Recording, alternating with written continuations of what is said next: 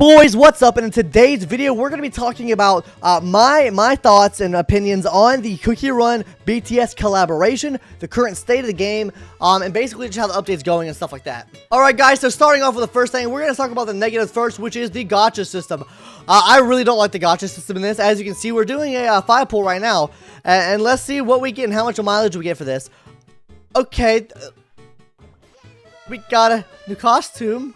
Alright guys, I know that gacha was kind of weird, but the gacha really is bad, guys. You have to believe me. That summon was not indicative of the past gachas. My community tells me it's not good. But I will say, big steps and improvement, so I'll have to give them props for that. The Disney gacha was a lot worse than this. At least they give you mileage for everything now, so you're actually kind of working towards something with every summon, even if you get shafted for the full summon. So guys, I think that is a bit of an improvement, though the gacha is still kind of bad. Another thing, guys, I want to talk about as far as a con goes for this event slash collaboration. This event goes on for 3 months, which can be a good and a bad thing. A good thing being it gives players enough time to get these characters and get a lot of the stuff. A bad thing is, for players to play consistently the game every single day like me, it's gonna get kind of bland after this month if they don't add any type of new thing in the game, which I think they will, and I'll get into that a little bit later. But I think it's just gonna get really bland if they don't add anything else into the collaboration.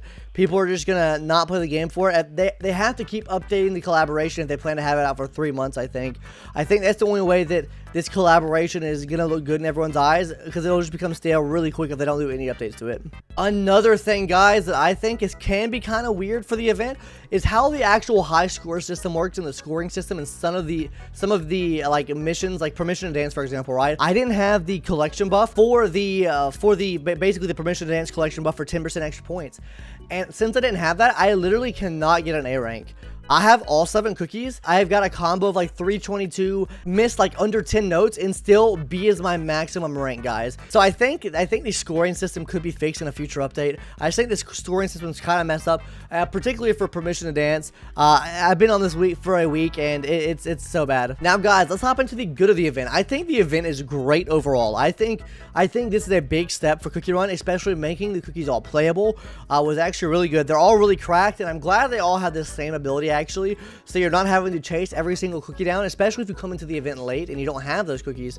It's a lot better if you already have, you know, one of them, because they all do the same thing. So as long as you have one of them, you'll have the potential of all of them. Dev Sisters, he hates you. I don't hate Dev Sisters. I love Dev Sisters with every fiber of my being. Please sponsor me, Dev Sisters, and give me free merch and stuff. I would really appreciate it. I'd love your game. I spent $3,000 in this game. You better give me something good, please, Dev Sisters. I beg. Also, guys, this event has great rewards. Like, for example, I think like the Kingdom Stamp event is a lot easier to obtain this time around than the Stamp event was for the Disney events.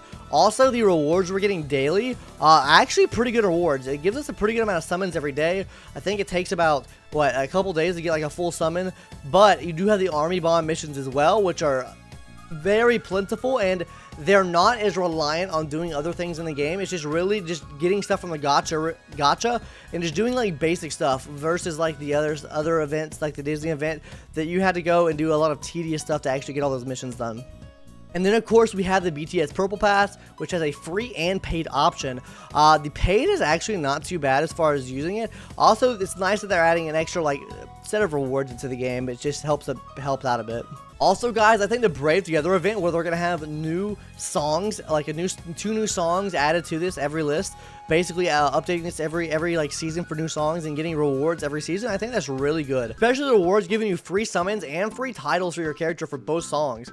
So, I mean, if you get top 1% for both songs, which usually you need all the cookies to have, and you're going to need basically like the decor sets as well. So, for example, if you get top 1% in both of them, you're going to get 14,000 crystals per season if you can continue to do that.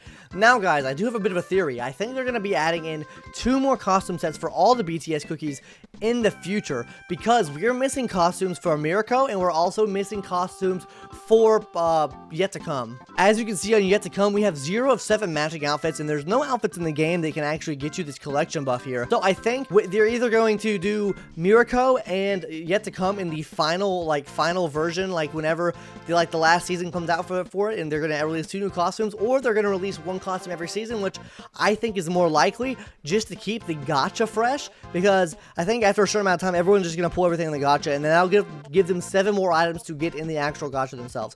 Now, what I think would be cool is if they maybe added a song or 2 more into this update, which I think probably won't happen. It would be cool if it happened, but it probably won't happen.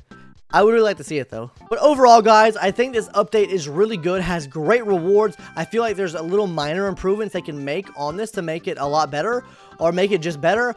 But overall, I think this update is really good for the game. I think it has helped push growth for the community as well, which is always good to see, like growth in the Cookie Run community. Yeah, guys, the only gripes I have with it, I believe if they don't add content in, it's gonna get really fucking bland and dull. And really the gacha system. If they can improve those two things, I think it'd be amazing. But I mean, honestly, as it is right now, is great. I've been enjoying my time, other than permission to dance, which is killing me on the inside. But anyways, that's gonna do it for today's video, guys. Let me know your thoughts below in the comments of what your thoughts and opinions are on the Cookie Run BTS update. Whether you think it's good, bad, what you think could be improved on it, what you think is they're doing great, what you think they're doing bad. Just let me know everything in the comments below. Make sure you also check us out on twitch.tv. We stream here every day. You can hear my opinions live on this stuff, and also join the Discord too. It's a big family in there. Come on, guys. YouTube chat cult. Anyways, guys, I'll catch you in the next one. Later. Bye-bye.